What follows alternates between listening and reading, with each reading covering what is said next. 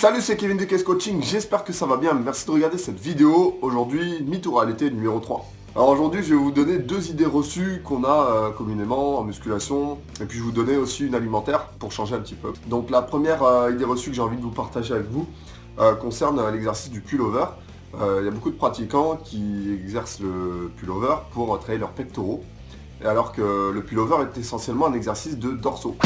Donc c'est très simple, hein, le grand pectoral qui se situe ici travaille en quatrième position comme groupe musculaire sur cet exercice du pullover.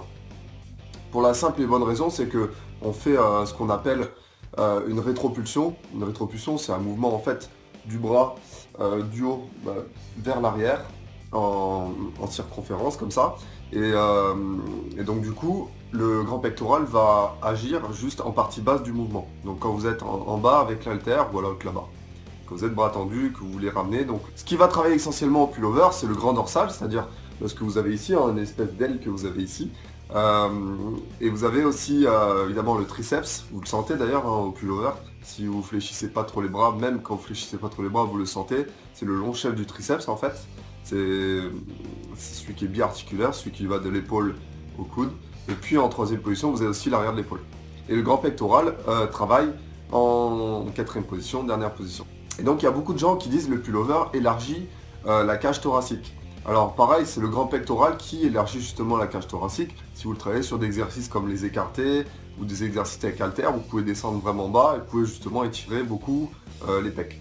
Donc au lieu de faire du pullover pour les pectoraux, faites plutôt des écartés ou alors du vis-à-vis à la poulie qui peuvent justement élargir cette cage thoracique. Deuxième idée reçue concerne justement au niveau alimentation, c'est l'orange.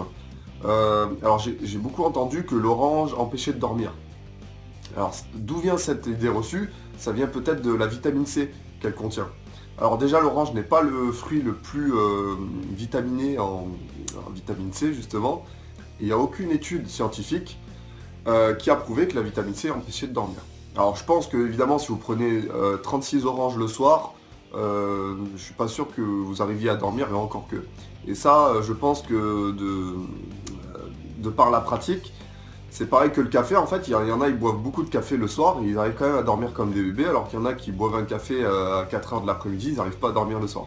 Je pense que ça dépend de chacun, mais en tout cas il n'y a pas d'étude sérieuse qui a prouvé que manger une orange le soir empêchait de dormir. Donc ça c'est une idée reçue qu'il y a depuis très longtemps, qui se passe de génération en génération. Donc voilà là-dessus. Donc voilà pour ces deux idées reçues. Likez cette vidéo si vous avez aimé. Et puis abonnez-vous à ma chaîne YouTube sur le lien qui va apparaître à la fin de la vidéo. Et puis moi je vous retrouve dès demain pour Gagne ton muscle numéro 7. Ciao ciao.